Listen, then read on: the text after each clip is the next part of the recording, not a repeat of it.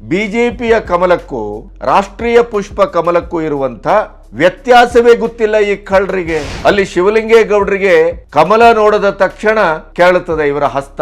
ಅಂದ್ರೆ ಈ ರೀತಿಯ ರಾಜಕಾರಣಿಗಳಿಗೆ ಚಮಚಾಗಿರಿ ಮಾಡುವಂತ ಅಧಿಕಾರಿಗಳಿದ್ದಾಗ ನಿಷ್ಠಾವಂತ ಶಿಕ್ಷಕರ ಪರಿಸ್ಥಿತಿ ಏನು? ಶೆಟ್ಟರ್ ಅವರ ವಾಪಸಾತಿ ನಮಗೆಲ್ಲರಿಗೂ ಹೇಸಿಗೆ ತಂದಿದೆ. ಸತ್ಯ ಹೇಳ್ಬೇಕು ಅಂದ್ರೆ ಶೆಟ್ಟರ್ ಇಂದ ಏನಾಗತ್ತೆ? ಇದೇ ಮೋದಿಯವರನ್ನ ಟಾರ್ಗೆಟ್ ಮಾಡಿದವರು ಶೆಟ್ಟರ್. ಮೋದಿಯವರಿಗೆ ಕೇಳಿದವರು, ನೀವು ಇಷ್ಟು ಬಾರಿ ಮುಖ್ಯಮಂತ್ರಿ ಆಗಿದ್ದೀರಿ, 2 ಬಾರಿ ಪ್ರಧಾನಿ ಆಗಿದ್ದೀರಿ, ನೀವ್ ಯಾಕೆ ನಿವೃತ್ತಿ ಹೊಂದಬಾರ್ದು, ನನಗೆ ಯಾಕೆ ನಿವೃತ್ತಿ ಹೊಂದಲಿಕ್ಕೆ ಹೇಳ್ತೀರಿ?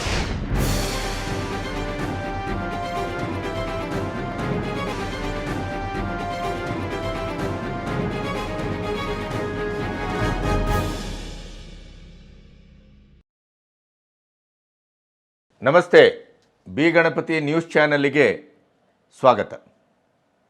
ದಯವಿಟ್ಟು ನಮ್ಮ ನ್ಯೂಸ್ ಚಾನಲನ್ನು ಸಬ್ಸ್ಕ್ರೈಬ್ ಮಾಡಿ, ಬೇರೆಯವರಿಗೆ ಪ್ರೋತ್ಸಾಹಿಸಿ. ಯಾಕೆಂತಂದರೆ ಇದು ಸ್ವತಂತ್ರ ಪತ್ರಿಕೋದ್ಯಮ. ದೇಶವನ್ನು, ದೇಶದ ಹಿತಾಸಕ್ತಿಯನ್ನು, ದೇಶದ ಸಂಸ್ಕೃತಿಯನ್ನು, ಒಟ್ಟು ದೇಶ ಕಟ್ಟುವಂಥ ಒಂದು ಅಭಿಯಾನದ ಒಂದು ಸಣ್ಣ ಪ್ರಯತ್ನ ನಾವು ಮಾಡ್ತಾ ಇದ್ದೇವೆ. ಹಾಗಾಗಿ ನೀವೆಲ್ಲರೂ ಹೆಚ್ಚೆಚ್ಚು ಸಂಖ್ಯೆಯಲ್ಲಿ ನನ್ನೊಟ್ಟಿಗೆ ನಿಲ್ತೀರಿ ಅಂತಾದರೆ ಆ ಅಭಿಯಾನಕ್ಕೆ ಇನ್ನಿಷ್ಟು ಪುಷ್ಟಿ ದೊರಕ್ತದೆ, ಶಕ್ತಿ ಪ್ರಾಪ್ತವಾಗುತ್ತೆ ಅಂತ ನಾನು ಭಾವಿಸ್ತೇನೆ. ನಾನು ಆಗಾಗ ನನ್ನ ಚಾನಲನ್ನು ಸಬ್ಸ್ಕ್ರೈಬ್ ಮಾಡಿ, ಬೆಲ್ ಐಕಾನ್ ಒತ್ತಿ, ಈ ಥರದ ಕ್ಲೀಶೆಯ ಮಾತುಗಳನ್ನು ಆಡ್ತಾ ಇಲ್ಲ. ಯಾಕೆಂತಂದರೆ ನೀವು ನನ್ನ ಮಾತು ಮತ್ತು ನನ್ನ ಧ್ವನಿಯ ಬಗ್ಗೆ ನಂಬಿಕೆ ಇಟ್ಟು ನೀವು ಈಗಾಗಲೇ ನನ್ನ ನಿರೀಕ್ಷೆಗೆ ಮೀರಿ ನನ್ನೊಟ್ಟಿಗೆ ಸಾಗ್ತಾ ಇದ್ದೀರಿ. ಅದರ ಬಗ್ಗೆ ನನಗೆ ಅತ್ಯಂತ ಆತ್ಮತೃಪ್ತಿ ಇದೆ. ಆ ಬಗ್ಗೆ ನಿಮ್ಮನ್ನು ಅಭಿನಂದಿಸ್ತೇನೆ ಕೂಡ. ಇವತ್ತು ಪ್ರತಿ ಸಾರಿ ಮಾತಾಡುವಾಗಲೂ ನಾವು ಈ ರಾಜಕಾರಣಿಗಳ ಬೌದ್ಧಿಕ ಶೂನ್ಯತೆಯ ಬಗ್ಗೆ, ಮತಿಭ್ರಷ್ಟತೆಯ ಬಗ್ಗೆನೇ ಮಾತಾಡಬೇಕಾದಂಥ ದುರಂತ ನಮ್ಮ ಕಣ್ಣೆದುರಿದೆ. ಯಾವ್ಯಾವುದೋ ದಾರಿಗಳಲ್ಲಿ ಜನರನ್ನು ಮರಳು ಮಾಡಿ ವೋಟ್ ಬ್ಯಾಂಕ್ ರಾಜಕಾರಣದ ಹಿಕ್ಮತ್ತನ್ನು ಕೈಗೋ ಮೈಗೋ ಉಡಿಸಿಕೊಂಡು ಅವರಿಗೆ ತಲೆಗೆ ಎಣ್ಣೆ ಹಾಕಿ ಆರಿಸಿ ಬರ್ತಾರೆ. ಬಂದ ಮೇಲೆ ತಮ್ಮ ಜವಾಬ್ದಾರಿಯನ್ನು ಸರಿಯಾದ ರೀತಿಯಲ್ಲಿ, ಸರಿಯಾದ ಜಾಗದಲ್ಲಿ ನಿರ್ವಹಿಸಲಾಗದೇ ಸಾರ್ವಜನಿಕರ ಎದುರು ಬೋರಲಾಗ್ತಾರೆ, ಬೆತ್ತಲಾಗ್ತಾರೆ. ಮತ್ತು ಅದೇ ಸರಿ ಅನ್ನುವಂಥ ಒಂದು ತರ್ಕಕ್ಕೂ ಇಳಿದು ಕೊನೆಗೂ ಸಂಪೂರ್ಣವಾಗಿ ನಗೆಪಾಟ್ಲಿಗೆ ಈಡಾಗ್ತಾರೆ. ಅಂಥ ಒಂದು ಘಟನೆ ಹಾಸನದ ಜಿಲ್ಲೆಯ ಅರಸೀಕೆರೆಯಲ್ಲಿ ನಡೆದಿದೆ. ಇವತ್ತು ನಾನು ಮಾತಾಡ್ತಾ ಇರುವಾಗ ಅವರು ಗೃಹ ಮಂಡಳಿಯ ಅಧ್ಯಕ್ಷರಾಗಿದ್ದಾರೆ. ಆ ಮಾತಾಡುವಾಗ ಅರಸೀಕೆರೆಯ ಒಂದು ಗಣರಾಜ್ಯೋತ್ಸವದ ಸಂದರ್ಭದಲ್ಲಿ ಅವರು ಶಾಸಕರಷ್ಟೇ ಆಗಿದ್ದರು. ಶಿವಲಿಂಗೇಗೌಡರು, KM ಶಿವಲಿಂಗೇಗೌಡ ನಿಮಗೆ ಗೊತ್ತಿರುತ್ತೆ, ಬಹಳ ಅದ್ಭುತವಾಗಿ ಭಾಕರ ಭಾಷಣವನ್ನೆಲ್ಲ ಮಾಡಿ ವ್ಯಕ್ತಿಗತವಾಗೆಲ್ಲ ಹರಿಹಾಯುವ ಮತ್ತು ಸಾಂವಿಧಾನಿಕವಾದಂಥ ತಿಳುವಳಿಕೆಯ ನೆಲೆಗಟ್ಟನ್ನು ಮೀರಿ ಕೆಲವು ಸಾರಿ ಹಾಸ್ಯಾಸ್ಪದವಾಗುವಂಥ ಮಾತುಗಳನ್ನು ಆಡ್ತಾರೆ ಇವರು.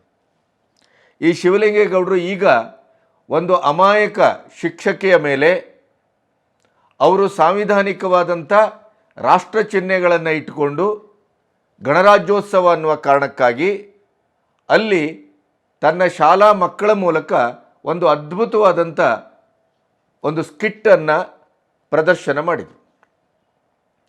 ಅಲ್ಲಿ ಅದು ಸ್ಪರ್ಧಾತ್ಮಕವಾದ ಪ್ರದರ್ಶನ. ಆ ಪ್ರದರ್ಶನದಲ್ಲಿ ಅಲ್ಲಿ ನಿರ್ಣಾಯಕರು ಈ ಶಿಕ್ಷಕಿ ಲಕ್ಷ್ಮಿ ಅನ್ನುವಂಥ ಶಿಕ್ಷಕಿಯವರ ನೇತೃತ್ವದಲ್ಲಿ ನಡೆದಂಥ ಈ ಸ್ಕಿಟ್ಟಿಗೆ ಪ್ರಥಮ ಬಹುಮಾನವನ್ನು ಘೋಷಿಸಿದರು.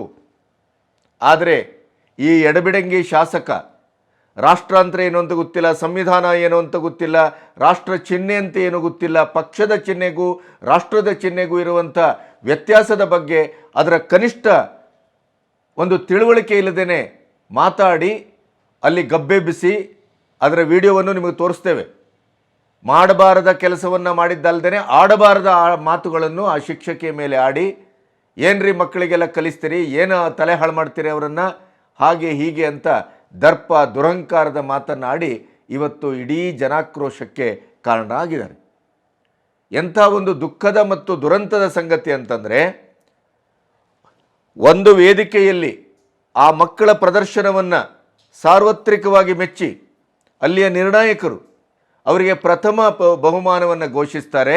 ಈ ಶಿವಲಿಂಗೇಗೌಡರ ಅಧಿಕ ಪ್ರಸಂಗತನ ಮತ್ತು ಮತಿಭ್ರಷ್ಟತೆಯ ಪ್ರದರ್ಶನದಿಂದ ಅವರು ಕೊನೆಗೆ ಅದೇ ವೇದಿಕೆಯಲ್ಲಿ 4ನೇ ಪ್ರಶಸ್ತಿಗೆ ಕುಸಿಯಲ್ಪಡ್ತಾರೆ. ಎಂಥ ದುರಂತ ನೋಡಿ. ಅಂದರೆ ಮಕ್ಕಳ ಮನಸ್ಸಿನಲ್ಲೂ ಶೈಕ್ಷಣಿಕ ವ್ಯವಸ್ಥೆಯಲ್ಲೂ ಮತ್ತು ಶಿಕ್ಷಕರ ಒಂದು ಇಡೀದಾದಂಥ ರಾಷ್ಟ್ರೀಯ ಮನೋಭಾವದ ಒಂದು ಪ್ರದರ್ಶನದ ಸ್ಕಿಟ್ಟನ್ನು ರಾಜಕೀಯಗೊಳಿಸಿ, ಅಲ್ಲೂ ರಾಜಕೀಯವನ್ನು ತಂದು, ಅಲ್ಲೂ ತಾನು ಶಾಸಕ ಅನ್ನುವಂಥ ದರ್ಪ ದುರಹಂಕಾರವನ್ನು ತೋರಿಸಿ, ಇಡೀದಾದಂಥ ಒಂದು ವಾತಾವರಣವನ್ನು ಕಲುಷಿತಗೊಳಿಸಿ ಹಾಳು ಮಾಡಿ,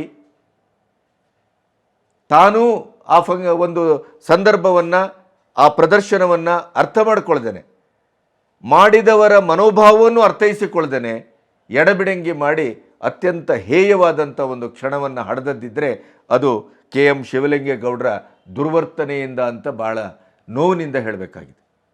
ಅರಸೀಕೆರೆಯಲ್ಲಿ ಆ ಕಾರ್ಯಕ್ರಮ ನಡೀತದೆ. ಎಲ್ಲ ಶಾಲೆಗಳ ಮಕ್ಕಳು ಒಂದೊಂದು ಪ್ರದರ್ಶನವನ್ನು ಮಾಡ್ತಾರೆ.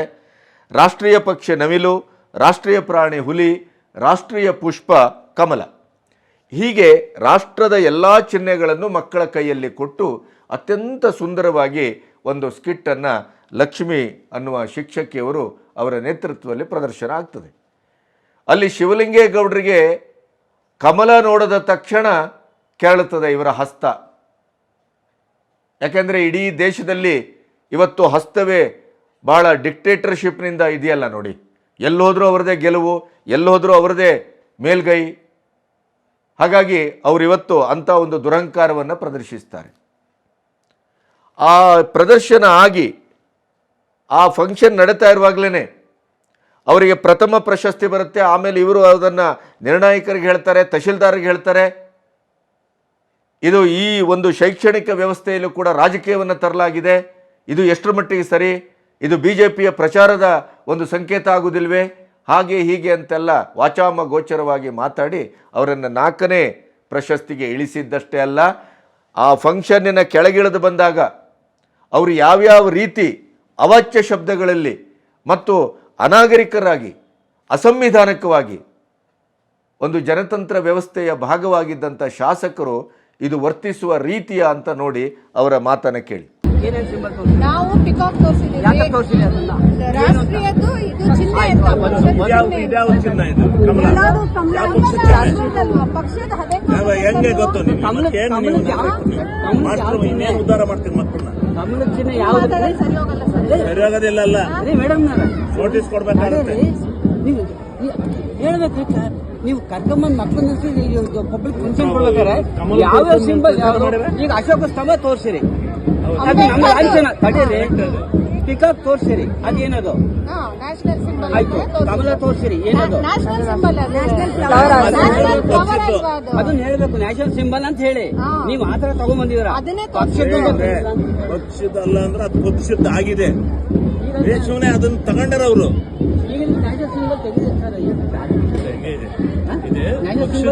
ಬಟ್ ಏನಂದ್ರೆ ಇಲ್ಲಿ ಇದು ಒಂದು ಪಕ್ಷದ್ದು ಇದನ್ನ ತೋರಿಸಬಾರ್ದು. ಪಕ್ಷ ತಗೊಂಡಾಯ್ತು, ಒಂದು ಧರ್ಮ ಒಂದು ರಾಜಕೀಯ ಪಕ್ಷದನ್ನ ಹೈಲೈಟ್ ಮಾಡಬಾರ್ದು. ಇವೆಲ್ಲ ಸರ್ವ ಜನಾಂಗದ ಶಾಂತಿಯ ತೋಟ ಅಂತ ಮಾಡುತ್ತಾನೆ ಇದನ್ನ. ಯಾವ್ದು ಒಂದು ಡ್ಯಾನ್ಸ್ ಮಾಡೋದು ಬ್ಯೂಟಿಫುಲ್ ಮಾಡಿದ್ರು, ಎಲ್ಲ ಕಮ್ಯುನಿಟಿ ಬಂತು ಅದನ್ನ. ಸೊ ಹಂಗಾಗಿ ಇನ್ನೊಬ್ಬರನ್ನ ಪ್ರಚೋದನೆ ಮಾಡಬಾರ್ದು. ನಾನು ಹೇಳೋದು ಇವ್ರು ಈ ಹಳೆ ಮಕ್ಕಳೇನ್ರಿ, ಮಾಸ್ಟರ್ಗಳಲ್ಲಿ ಅದು ರಾಷ್ಟ್ರೀಯ ಸಿಂಬಲ್, ಒಂದು ಪಕ್ಷದ ಸಿಂಬಲ್ ಅಂತ ಗೊತ್ತಲ್ವೇನ್ರಿ, ಒಂದು ಸಿಂಬಲ್ ಅಂತ ಗೊತ್ತಾಯ್ತು ಹೇಳಿ. ದೊಡ್ಡ ಅದನ್ನ ಮಾತಾಡ್ತಾರೆ, ಮಾಡಿದ ತಪ್ಪನ್ನು ಒಪ್ಕೊಳ್ಳಿ. ಯಾವ ದೃಷ್ಟಿಯಿಂದ ಮಾಡಿರೋನು ಬೇಕು ತಲೆ ಬುಲ್ಡೆ, ಸ್ವಲ್ಪ ಫಿಲ್ಟರ್ ಮಾಡ್ಕೋಬೇಕಂತ. ಫಿಲ್ಟರ್ ಮಾಡ್ಕೋಬೇಕು. ಇದು ಒಂದು ಪಕ್ಷ ತಗೊಂಡಿದೆ, ಇದು ತಗೊಂಡು ತೋರಿಸಬಾರ್ದು ಅಲ್ಲಿ ಅಂತ ಆಕ್ಚುಲಿ ನಿನ್ನೆ ಮೊನ್ನೆ ಎಲ್ಲ ನೋಡಿದ್ರಲ್ಲ, ಅವರು ಹೇಳ್ಬಿಟ್ಟಿದ್ರೆ ನಾವು ಅದನ್ನ ಹಾಕ್ತಾನೆ ಇರ್ಲಿಲ್ಲ. ಏನ್ ಇವ್ರು ಯಾವ್ದನ್ನಾರ ತೋರಿಸ್ಬೇಡಿ, ಅಲ್ಲಿ ಯಾವನ ಒಬ್ಬಿರ್ತಾನೆ, ಯಾವನ BJP ತೋರಿಸ್ತವ್ರು ತೋರಿಸ್ಕೊಳ್ಳೋದ್ರೆ ಅದನ್ನ ಮುಂದೆ ಬರೋದನ್ನ ಯೋಚನೆ ಮಾಡ್ಬೇಕು ನಾವು. ಈ ಸಂಭಾಷಣೆಯನ್ನು ಕೇಳಿದ್ರಲ್ಲ, ಶಿಕ್ಷಕಿ ಅವರ ಸಮರ್ಥನೆಯನ್ನು ಕೇಳಿದ್ರಿ, ಅವರ ಆಶಯವನ್ನು ನೋಡಿದ್ರಿ. ಅಲ್ಲಿ ಹಿರಿಯ ಮತ್ತೊಬ್ಬರಿದ್ದಾರೆ, ನಾಗರಿಕರು ಶಿಕ್ಷಕರು ಗೊತ್ತಾಗ್ತಾ ಇಲ್ಲ, ಅವರು ಆ ಹೆಣ್ಣುಮಗಳೊಟ್ಟಿಗೆ ಆ ಶಿಕ್ಷಕರೊಟ್ಟಿಗೆ ಮಾತಾಡಿ ಅದು ರಾಷ್ಟ್ರೀಯ ಚಿಹ್ನೆ ಸರ್, ನೀವು ಅದರ ಬಗ್ಗೆ ತಪ್ಪು ತಿಳ್ಕೊಳ್ತಾ ಇದ್ದೀರಿ ಅಂತಂದರೆ ಅವರು ಒಬ್ಬ ಕೆಟ್ಟ ರಾಜಕಾರಣಿಯಾಗಷ್ಟೇ ಪ್ರತಿಕ್ರಿಯಿಸಿದ್ದನ್ನು ಗಮನಿಸಿದೆ. ನೋಡಿ, ಇದೇ ತಪ್ಪನ್ನು G20ಯಲ್ಲಿ ಕಮಲವನ್ನು ಬಳಸಿದಾಗ ಖರ್ಗೆ ಅವರು ಇದೇ ತಪ್ಪನ್ನು ಮಾತಾಡಿದರು, ಅದನ್ನು ಸಂಸತ್ತಿನಲ್ಲಿ ಮಾತಾಡಿದರು. ಅದಕ್ಕೆ BJPಯ ಭಾಳ ಅದ್ಭುತವಾಗಿ ಉತ್ತರವನ್ನು ಕೊಡ್ತು. BJPಯ ಕಮಲಕ್ಕೂ ರಾಷ್ಟ್ರೀಯ ಪುಷ್ಪ ಕಮಲಕ್ಕೂ ಇರುವಂಥ ವ್ಯತ್ಯಾಸವೇ ಗೊತ್ತಿಲ್ಲ ಈ ಕಳ್ಳರಿಗೆ. ಇವರು ಮತ್ತೆ 138 ವರ್ಷದ ಇತಿಹಾಸದ ರಾಷ್ಟ್ರೀಯ ಪಕ್ಷ ನಮ್ಮದು ಅಂತಾರೆ, ಸ್ವಾತಂತ್ರ್ಯ ಹೋರಾಟದಲ್ಲಿ ಭಾಗವಹಿಸಿದವರು ನಾವು ಅಂತಾರೆ, ನಾವು ಜನಸಾಮಾನ್ಯರ ಉದ್ಧಾರಕ್ಕೆ ಬಂದವರು ಅಂತಾರೆ, ಜಾತ್ಯತೀತತೆ ಅಂತಾರೆ. ಇಂಥ ಕಳ್ಳರಿಗೆ BJPಯ ರಾಷ್ಟ್ರೀಯ ಪಕ್ಷದ ಚಿಹ್ನೆ ಕಮಲದ ಸ್ವರೂಪ ಏನು, ಅದರ ವರ್ಣ ಏನು, ಅಲ್ಲಿರುವ ಎಸಳುಗಳ ಸಂಖ್ಯೆ ಎಷ್ಟು, ಅದೇ ಸಹಜವಾದಂಥ ರಾಷ್ಟ್ರೀಯ ಪುಷ್ಪ ಅಂತ ನಾವೇನಿವತ್ತು ಅದನ್ನು ಕರೆದಿದ್ದೇವೆ, ಸಾಂವಿಧಾನಿಕವಾಗಿ ಅದನ್ನು ಆಯ್ಕೆ ಮಾಡಿದ್ದೇವೆ, ಆ ಪುಷ್ಪದ ಸಹಜತೆ, ಅದರ ಎಸಳುಗಳ ಸಂಖ್ಯೆ, ಅದರ ವರ್ಣ, ಅದರ ಬಣ್ಣ ಏನು ಅನ್ನೋದರ ಮಟ್ಟಿನ ಕನಿಷ್ಠ ಜ್ಞಾನ ಇಲ್ಲ ಶಿವಲಿಂಗೇಗೌಡರಂಥವರಿಗೆ. ನೀವೇನ್ರಿ BJPಯ ಪಕ್ಷದ ಇದನ್ನು ಚಿಹ್ನೆಯನ್ನು ಇಲ್ಲಿ ಪ್ರದರ್ಶನ ಮಾಡ್ತಾ ಇದ್ದೀರಿ ಅಂತ ಮೇಲಿಂದ ಮೇಲೆ ಹೇಳ್ತಾರೆ ಅವರು. ಅದಕ್ಕೆ ಬೇರೆ ಅಲ್ಲಿ ಯಾರೋ ಒಬ್ಬರು ತಹಶೀಲ್ದಾರ್ ಇದ್ದಾರೆ, ಅವರಿಗೂ ಸಂವಿಧಾನ ಅಥವಾ ರಾಷ್ಟ್ರೀಯತೆ, ರಾಷ್ಟ್ರೀಯ ಚಿಹ್ನೆಗಳು, ಆ ರಾಷ್ಟ್ರೀಯ ಚಿಹ್ನೆಯನ್ನು ಹೇಗೆ ಬಳಸಬೇಕು, ಹೇಗೆ ಇಲ್ಲಿ ಬಳಸಲಾಗಿದೆ ಅದನ್ನು ಸಮರ್ಥಿಸುವಂಥ ಕನಿಷ್ಠ ಜ್ಞಾನವೂ ಇಲ್ಲ.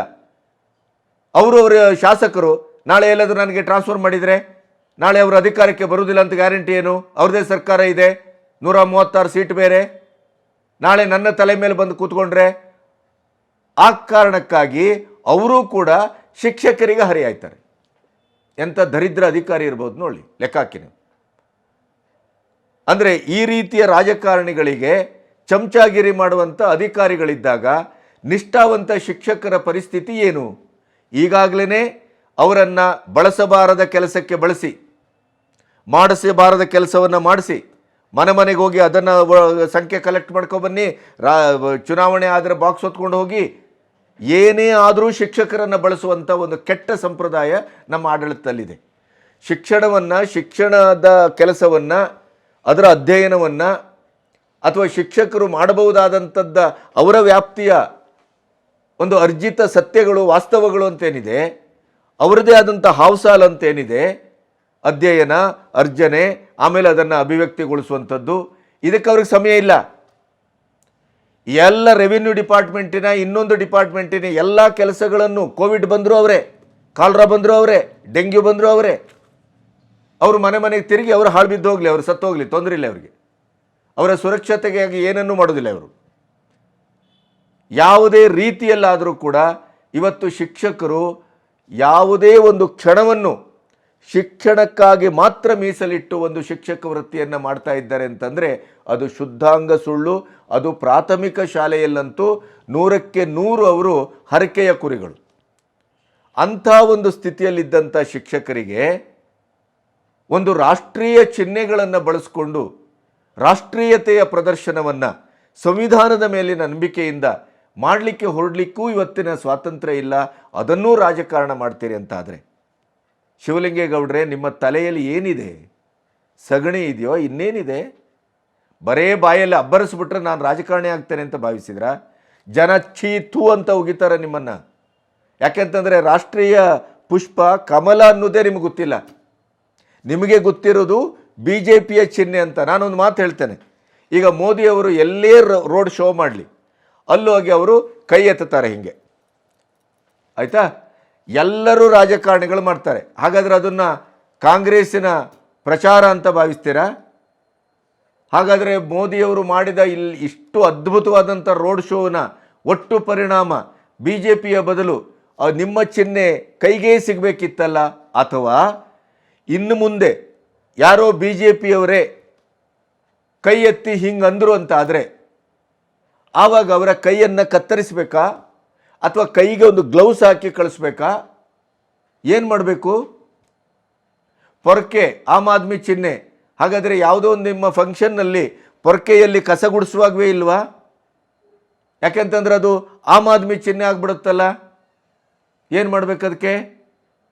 ಹಾಗಾದರೆ ನಿಮ್ದೊಂದು ಇನ್ನೊಂದು ಸಾರಿ ಆಕಳ ಕರು ಇತ್ತಲ್ಲ ಇಂದಿರಾ ಗಾಂಧಿ ಕಾಲದಲ್ಲಿ, ಗೋಹತ್ಯೆ ನಿಷೇಧಕ್ಕಾಗಿ BJP ಮತ್ತು ಹಿಂದೂ ಸಂಘಟನೆಗಳು ಹೋರಾಡ್ತಾ ಬಂದಿದ್ವಲ್ಲ, ಅದಕ್ಕೂ ಇದಕ್ಕೂ ಇರುವಂಥ ವೈರುಧ್ಯ ಏನು, ಅದಕ್ಕೂ ಇದಕ್ಕೂ ಇರುವಂಥ ಸಂಬಂಧ ಏನು? ಹಾಗಾದರೆ ನೀವೇ ಗೋಹತ್ಯೆ ವಿರೋಧಿಗಳನ್ನು ಗುಂಡು ಹಾಕಿ ಕೊಲ್ದವರು, ಅದರ ಇಡೀ ಅಭಿಯಾನವನ್ನು ಹತ್ತಿಕ್ಕಿದವರು, ನೀವು ಗೋಮಾಂಸವನ್ನು ತಿನ್ನುವವರ ಪರವಾಗಿ ನಿಂತವರು, ಗೋಹತ್ಯೆಗೆ ಸಂಪೂರ್ಣವಾಗಿ ನೀವು ಬೆಂಬಲವಾಗಿ ನಿಂತವರು. ಇವತ್ತು ನಿಮ್ಮ ಸರ್ಕಾರದಲ್ಲಿ ಗೋಶಾಲೆಯಿಂದ ಈ ಗೋಹತ್ಯೆಗೆ ಪೂರಕವಾಗಿ ಗೋಮಾಂಸ ಭಕ್ಷಕರು ಹಗಲು ರಾತ್ರಿ ಅನ್ನೋದನ್ನೇ ಅವರಲ್ಲಿ ಕಳ್ಳತನ ಮಾಡಿ ಅದನ್ನು ಕಾನೂನಿಗೆ ವಿರುದ್ಧವಾಗಿ ಹೊತ್ಕೊಂಡು ಹೋಗ್ತಾ ಇದ್ದಾರೆ. ಅವ್ರಿಗೇನು ಮಾಡ್ತಾ ಇಲ್ಲ ನೀವು. ಯಾಕೆ ಹೇಳಿ?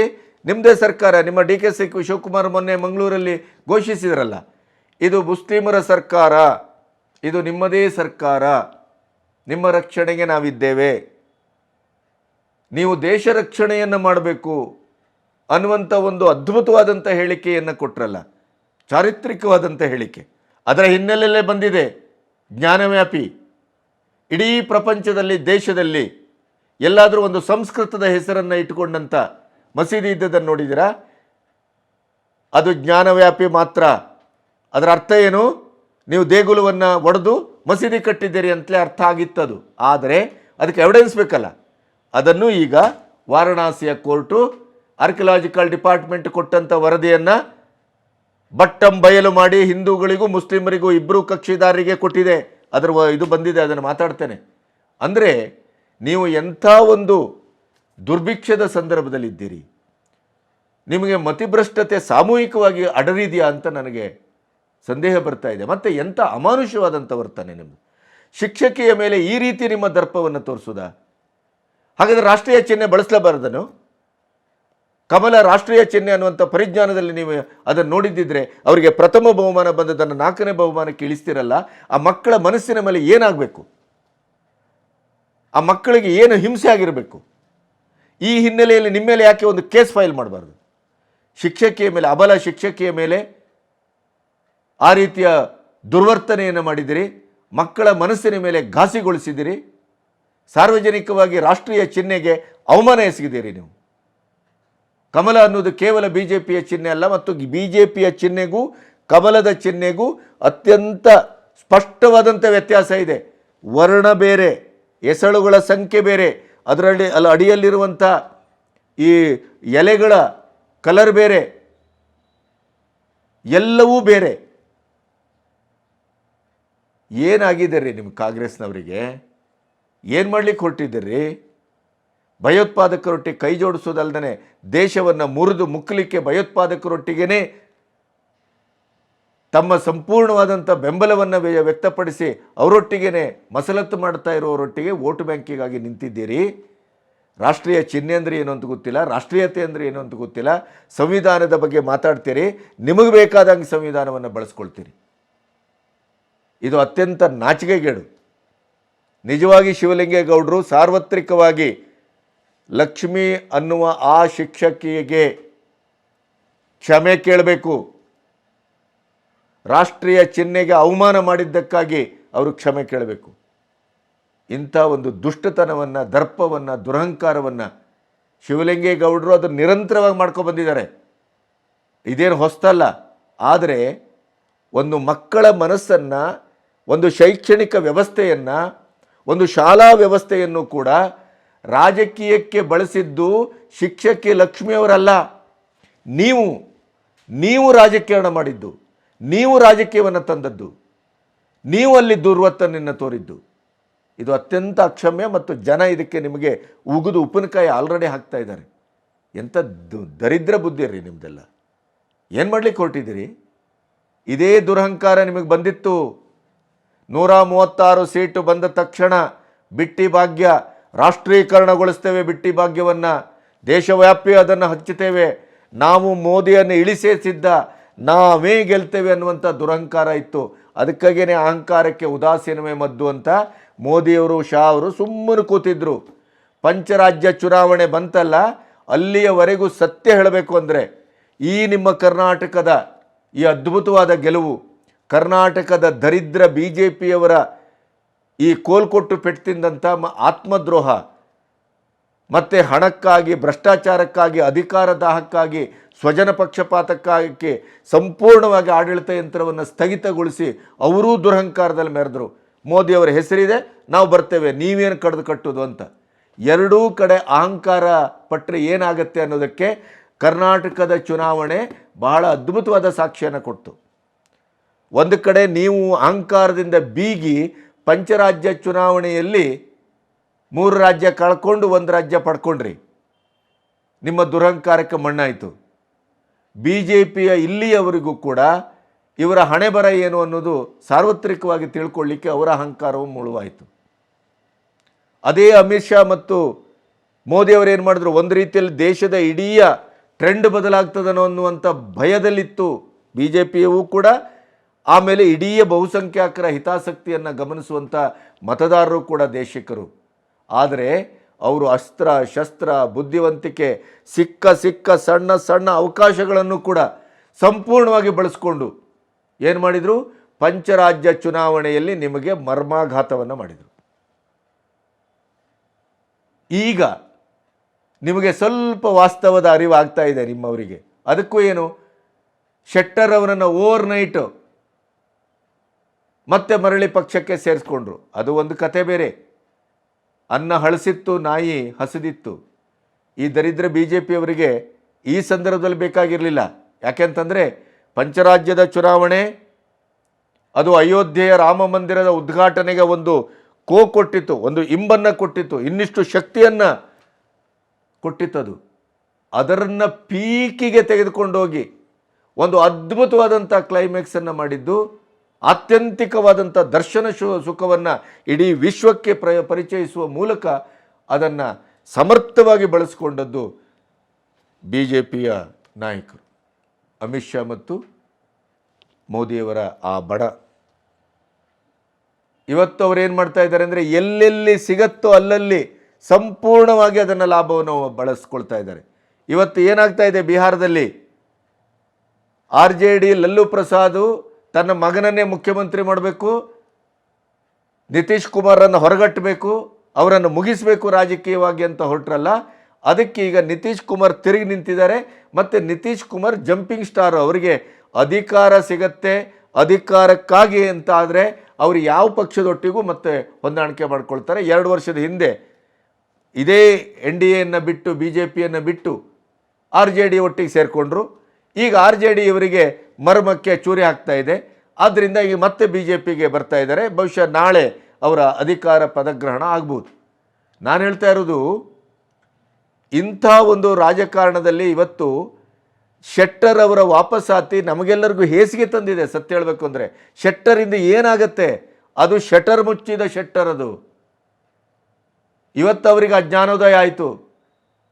ಮೋದಿಯವರು ವಿಶ್ವನಾಯಕರು, ವಿಶ್ವದಲ್ಲಿ ಅದ್ಭುತವನ್ನು ಸಾಧಿಸಿದ್ದಾರೆ, ಭಾರತವನ್ನು ಮುನ್ನಡೆಸ್ತಾ ಇದ್ದಾರೆ, ಭಾರತಕ್ಕೆ ಅದ್ಭುತವಾದಂಥ ಒಂದು ಅಭಿವೃದ್ಧಿ ರಾಜಕಾರಣವನ್ನು ಕೊಟ್ಟಿದ್ದಾರೆ, ಮೋದಿಯವರ ಕೈ ಬಲಪಡಿಸಬೇಕು ಅಂತ ಬಂದಿದ್ದೇನೆ.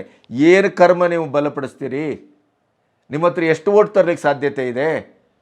ನಿಮ್ಮನ್ನೇ ಹೀನಾಯವಾಗಿ ಸೋಲಿಸ್ಬಿಟ್ರಲ್ಲ ಒಂದು ಯಡಿಯೂರಪ್ಪನವರ ಹುಂಕಾರ ಮಾಡಿ. ನಿಮಗೇನು ಶಕ್ತಿ ಇದೆ? ಹಳೆದೇ ಹೆಂಡತಿಯ ಪಾದವೇ ಗತಿ ಅಂತ ನೀವೇ ಬರಬೇಕಾಯಿತು. ಈಗ ನಮ್ಮ ರಾಜ್ಯದ ದರಿದ್ರ BJPಯವರಿಗೆ ಅವರವರ ಒಳಜಗಳ, ಅಧಿಕಾರದ ರಾಜಕಾರಣ, ಬಾಯಲ್ಲಿ ಮೋದಿ, ಕೈಯಲ್ಲಿ ಮಾತ್ರ ಏನು ನಮಗೆ ಅಧಿಕಾರ ಬೇಕು, ಇಲ್ಲದಿದ್ದರೆ ನಾವು ಇರುವುದಿಲ್ಲ ಅನ್ನುವಂಥ ಈ ಷಂಡತನ ಮತ್ತು ಈ ಅಧಿಕಾರದ ದಾಹದ ಕ್ಷುದ್ರತೆ ಸಂಪೂರ್ಣವಾಗಿ ಅಸ್ತಿತ್ವವನ್ನು ನಾಶ ಮಾಡಿದೆ. ಹಾಗಾಗಿ ಈಗ BJPಗೆ ಶೆಟ್ರೂ ಬರಲಿ, ಸೌದಿನೂ ಬರಲಿ, ಎಲ್ಲರೂ ರೆಡ್ಡಿನೂ ಬರಲಿ, ಎಲ್ಲರೂ ಬರಲಿ ಅಂತ ಅವ್ರು ಬಂದಿದ್ದರಿಂದ ಏನಾಗುತ್ತೆ, ಇಂಥ ನ ಭೂತೋ ನ ಭವಿಷ್ಯತಿ ಅನ್ನುವ ರೀತಿಯಲ್ಲಿ ಅಯೋಧ್ಯೆಯ ರಾಮ ಮಂದಿರದ ಉದ್ಘಾಟನೆಯ ಆ ಕ್ಷಣದಲ್ಲೇ 24ರ ಚುನಾವಣೆಯ ಫಲಿತಾಂಶ ಡಿಕ್ಲೇರ್ ಆಗಿದೆ ಅಂತ ನಾನು ಭಾವಿಸ್ತೇನೆ. ಇದು ಅತ್ಯಂತ ಅನಿಸ್ಬೋದು ನಿಮಗೆ, ಆದರೆ ಸತ್ಯ ಅದು. 400ಕ್ಕೂ ಹೆಚ್ಚು ಸೀಟನ್ನು ಈ ಸರಿ ಮೋದಿಯವರು ಪಡ್ಕೊಳ್ತಾರೆ.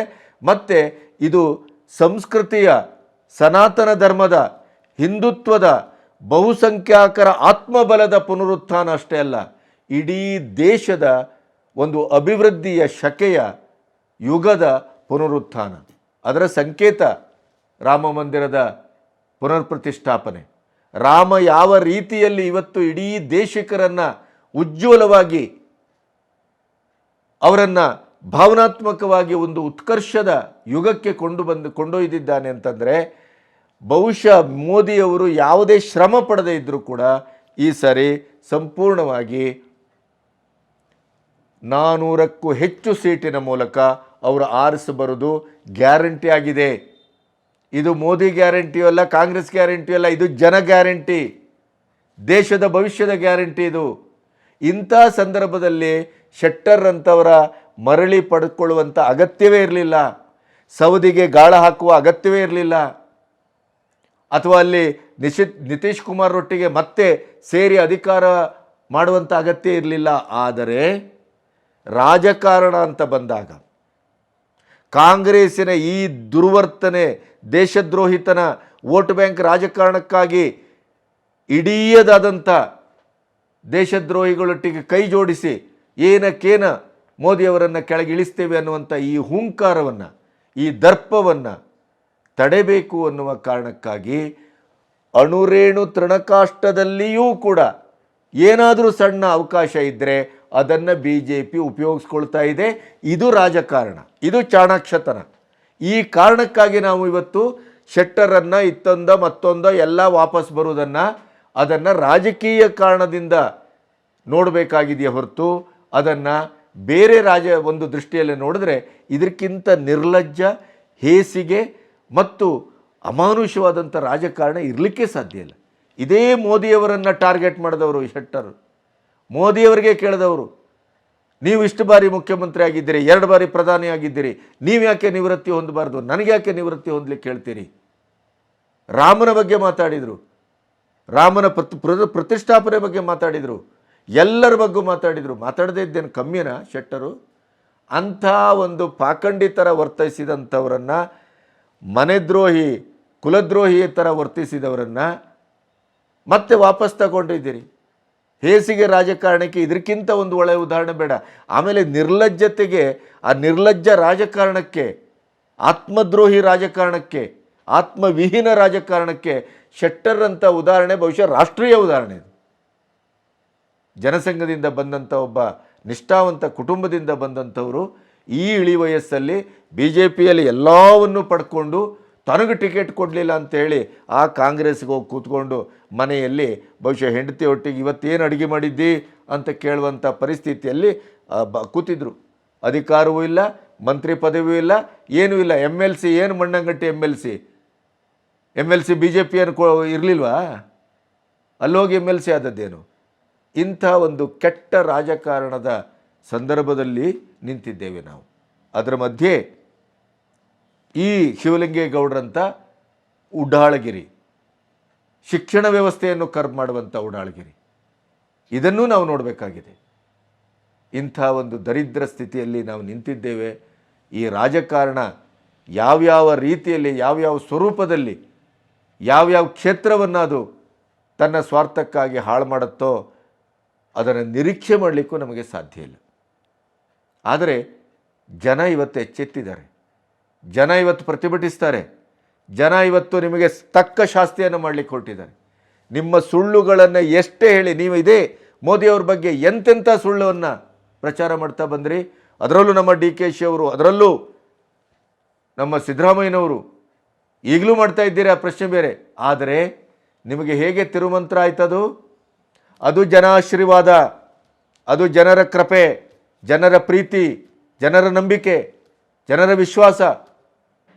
ಜನರ ವಿಶ್ವಾಸವನ್ನು ಒಬ್ಬ ಆಡಳಿತಗಾರ ಪಡ್ಕೊಂಡ ಅಂತಾದರೆ, ಅದನ್ನು ನೆಲಮೂಲದಿಂದ ಅವನು ಪಡ್ಕೊಂಡ ಅಂತಾದರೆ, ಹೃದಯದ ಮೂಲದಿಂದ ಪಡ್ಕೊಂಡ ಅಂತಾದರೆ, ಅಭಿವೃದ್ಧಿ ರಾಜಕಾರಣದ ಇಡೀ ಚಿತ್ರಣದ ಮೂಲಕ ಸಮಾಜವನ್ನು ಕಣ್ತೆರೆಸುವ ಕೆಲಸ ಮಾಡ್ದಂತಾದರೆ, ಎಂಥ ಪಾಕಂಡಿಗಳು, ಎಂಥ ದ್ರೋಹಿಗಳು ಕೂಡ ಅವರು ಎದುರು ನಿಲ್ಲಿಕ್ಕೆ ಸಾಧ್ಯ ಇಲ್ಲ ರೀ.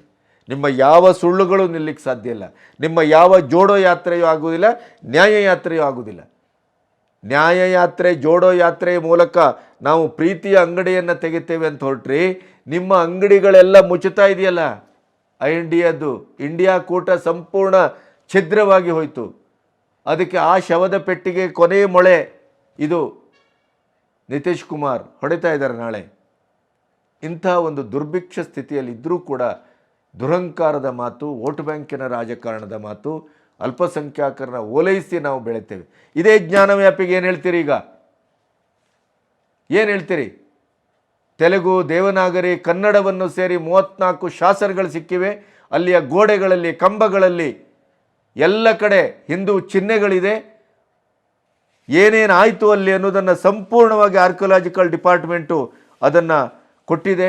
17ನೇ ಶತಮಾನದಲ್ಲಿ ಔರಂಗಜೇಬನ ಕಾಲದಲ್ಲಿ ದೇಗುಲವನ್ನು ಧ್ವಂಸಗೊಳಿಸಿಯೇ ಕಟ್ಟಲಾಯಿತು ಅನ್ನುವಂಥ ಸಂಪೂರ್ಣ ತಥಾಕಚಿತವಾದಂಥ ಹೇಳಿಕೆಯನ್ನು ದಾಖಲಿಸಿದೆ. ಈಗೇನು ಹೇಳ್ತೀರಿ ಕಾಂಗ್ರೆಸ್ನವರು? ಅದಕ್ಕೂ ಒಂದು ಬಹಳ ದೊಡ್ಡ ಹೆಮ್ಮೆಯ ವಿಷಯ ಅಂತಂದರೆ ಕನ್ನಡ ಮತ್ತು ಕನ್ನಡ ನಾಡಿನ ಬಗ್ಗೆ ದಯವಿಟ್ಟು ಯಾರು ಅರ್ಥ ಮಾಡ್ಕೊಳ್ಳಿಲ್ಲ ಅವರನ್ನು ಅರ್ಥ ಮಾಡ್ಕೊಳ್ಳಿ. ಕನ್ನಡದ ಒಂದು ಸಾಮ್ರಾಜ್ಯ ಯಾವ ರೀತಿಯಲ್ಲಿ ವಿಸ್ತರಿಸಲ್ಪಟ್ಟಿತ್ತು ಅನ್ನೋದು. ಮುಂಬಾದೇವಿ, ಮುಂಬಯಿ ಕೂಡ ಕನ್ನಡದ ಪ್ರಾಂತ್ಯದಲ್ಲಿತ್ತು ಅನ್ನೋದಕ್ಕೆ ಅಲ್ಲಿಯ ಕನ್ನಡದ ಶಾಲೆಗಳಿದ್ವು, ಕನ್ನಡದ ಎಲ್ಲ ಶಾಸನಗಳಿದೆ, ಅಲ್ಲಿರುವ ಹೆಸರುಗಳೆಲ್ಲವೂ ಕನ್ನಡದವು. ಅಷ್ಟಕ್ಕೆ ನಾವು ಬೆಕ್ಕಸಬೆರಗಾಗಿದ್ದೆವು. ಆದರೆ ಜ್ಞಾನವ್ಯಾಪಿಯಲ್ಲಿ ಆರ್ಕಿಯಾಲಜಿಕಲ್ ಡಿಪಾರ್ಟ್ಮೆಂಟ್ ಇವತ್ತು ಕೊಟ್ಟಂಥ ಸಂಶೋಧಿತ ಸತ್ಯ, ಕನ್ನಡದ ಶಾಸನ ಲೆಕ್ಕ ಹಾಕಿ, ಅಯೋಧ್ಯೆಗೆ ಕನ್ನಡದ ನೆಲದ ಕಲ್ಲು, ಶ್ರೀರಾಮನ ಮೂರ್ತಿಗೆ ಕನ್ನಡದ ಶಿಲ್ಪಿ, ಕನ್ನಡದ ಕೈಂಕರ್ಯ, ಅಲ್ಲಿ ಇಡೀ ಲೈಟಿನ ವ್ಯವಸ್ಥೆ ಮಾಡಿದಂಥ ಒಂದು ಸಂಸ್ಥೆ ಕನ್ನಡ ನೆಲದ್ದು, ಬೆಂಗಳೂರಿನದ್ದು. ಪ್ರತಿ ಒಂದು 60%ಕ್ಕೂ ಹೆಚ್ಚು ಕನ್ನಡದ ಕುಲ ಅಲ್ಲಿ ಕೆಲಸ ಮಾಡಿದೆ. ಈ ಪುಳಕಿತ ಸಂದರ್ಭದಲ್ಲಿ ಜ್ಞಾನವ್ಯಾಪಿ ಅಂತ ಒಂದು ಆ ಮಸೀದಿ ದೇಗುಲದವನ್ನು ಧ್ವಂಸ ಮಾಡಿ ಕಟ್ಟಿದ್ದು ಅನ್ನೋದಕ್ಕೆ 100 ಸಾಕ್ಷ್ಯಗಳನ್ನು ಕೊಟ್ಟಿದೆ. ಅದರ ಜೊತೆಗೆ ಕನ್ನಡದ ಶಾಸನ ಇತ್ತು ಅಂತ ಆದರೆ ಕನ್ನಡದ ಒಂದು ವೈಭವ, ಕನ್ನಡದ ಕ್ಷೇತ್ರ ಎಂಥ ಸಮೃದ್ಧವಾಗಿತ್ತು ಒಂದು ಕಾಲದಲ್ಲಿ ಅನ್ನೋದನ್ನು ನಾವು ಅರ್ಥ ಮಾಡ್ಕೋಬೇಕು. ಇಂಥ ಸಂದರ್ಭದಲ್ಲಿ ಕಾಂಗ್ರೆಸ್ಸು ಅತ್ಯಂತ ಕಠಿಣವಾದ ಪರಿಸ್ಥಿತಿಯನ್ನು ಎದುರಿಸ್ತಾ ಇದೆ. ಅಡಿಗೆ ಬಿದ್ದರೂ ಮೀಸೆ ಮಣ್ಣಾಗಿಲ್ಲ ಅನ್ನುವಂಥ ದುರಂಕಾರದಲ್ಲಿ ಕನ್ನಡದ ನೆಲದ ಸರ್ಕಾರ, ಕಾಂಗ್ರೆಸ್ ಸರ್ಕಾರ ವರ್ತಿಸ್ತಾ ಇದೆ. ಆದರೆ ಭವಿಷ್ಯ ಮಾತ್ರ ತೀರ ಕರಾಳವಾಗಿದೆ. ಹೈಕಮಾಂಡ್ ರಾಮನ ಬಗ್ಗೆ ಮಾತಾಡಬೇಡಿ, ಧರ್ಮದ ಬಗ್ಗೆ ಮಾತಾಡಬೇಡಿ ಅಂತಂದರೆ ಇನ್ನೂ ಈ ಹರಕು ನಾಲಿಗೆಗಳು ಮುಂದುವರಿಸಿದವೆ. ಅದರ ಪ್ರಾಯಶ್ಚಿತ್ತವನ್ನು ಅನುಭವಿಸ್ತಾ ಇದೆ. ಶಿವಲಿಂಗೇಗೌಡರ ಈ ವರ್ತನೆ ಕೂಡ ಇದು ಅತ್ಯಂತ ಡ್ಯಾಮೇಜ್ ಆಗುತ್ತೆ ನಿಮಗೆ. ಆಮೇಲೆ ಸೈಲೆಂಟಾಗಿ ಆಪರೇಷನ್ ಕಮಲ ಏನು ಮಾಡ್ತಾ ಇದ್ದಾರೆ ಅದು ತಾರಕಕ್ಕೆ ಇರುವ ಎಲ್ಲ ಲಕ್ಷಣಗಳು ಕಾಣ್ತಾ ಇದೆ. ಪ್ರಾಯಶಃ ಎಲೆಕ್ಷನ್ನಿನ ನಂತರ ಎಲ್ಲೋ ಒಂದು ಕಡೆ ಕರ್ನಾಟಕದ ಕಾಂಗ್ರೆಸ್ ಸರ್ಕಾರವು ಕೂಡ ಈಗ ಬಿಹಾರದಲ್ಲಾದಂಥ ಒಂದು ಪರಿಸ್ಥಿತಿಗೆ ಒಳಗಾಗಬಹುದೇನೋ ಅನ್ನುವ ಸೂಚನೆ ಕೂಡ ಗೊತ್ತಾಗ್ತಾ ಇದೆ. ಕಾಂಗ್ರೆಸ್ಸು 138 ವರ್ಷದಲ್ಲಿ, 75 ವರ್ಷದ ಸ್ವತಂತ್ರ ಭಾರತದಲ್ಲಿ, ಅದರಲ್ಲೂ 56-58 ವರ್ಷದ ತನ್ನ ಆಡಳಿತದಲ್ಲಿ ಯಾವ್ಯಾವ ರೀತಿಯ ಸಾಂವಿಧಾನಿಕವಾದಂಥ ಜನತಂತ್ರ ವ್ಯವಸ್ಥೆಯಲ್ಲಿ ಬಹುಸಂಖ್ಯಾತರನ್ನು ಮೆಟ್ಟುವ ಕೆಲಸವನ್ನು ಏನು ಮಾಡಿತ್ತೋ ಅದು ಈಗ ಜನರ ಮೆಟ್ಟಿನಿಂದಲೇ ಹೊಡೆಸಿಕೊಳ್ಳುವಂಥ ಕೆಲಸಕ್ಕೆ ಮುಂದಾಗಿದೆ. ಚರಿತ್ರೆ ಪುನರಾವರ್ತನೆ ಆಗ್ತಾ ಇದೆ. ಚರಿತ್ರೆ ನಿಜವಾದ ಅರ್ಥದಲ್ಲಿ ಮತ್ತೆ ಪುನರಾವಲೋಕನ ಅಷ್ಟೇ ಅಲ್ಲ, ಪುನರ್ರಚನೆ ಆಗ್ತಾ ಇದೆ. ಜನರೇ ಚರಿತ್ರೆಯನ್ನು ಬರೀತಾ ಇದ್ದಾರೆ. ಆ ಜನಚರಿತ್ರೆ ಮತ್ತೆ ನಿಜವಾದ ಚರಿತ್ರೆಯಾಗಿ ಇವತ್ತು ದೇಶದ ಮುಂದೆ ಬರ್ತಾ ಇದೆ. ರಾಮನಲ್ಲ ಆಯಿತು, ಈಗ ಜ್ಞಾನವ್ಯಾಪಿ, ಮಥುರಾ, ಒಂದೊಂದೇ ಸಂಭವಾಮಿ ಯುಗೆ ಯುಗೆ ಆಗ್ತಾ ಇದೆ. ಅದಕ್ಕೆ ಕಣ್ಸಾಕ್ಷಿಯಾಗಿ ನಾವು ಇದ್ದೇವಲ್ಲ ಅನ್ನೋದೇ ನಮ್ಮ ಬದುಕಿನ ಸಾರ್ಥಕತೆ ಅಂತ ನಾನು ಭಾವಿಸ್ತೇನೆ. ನಮಸ್ತೆ.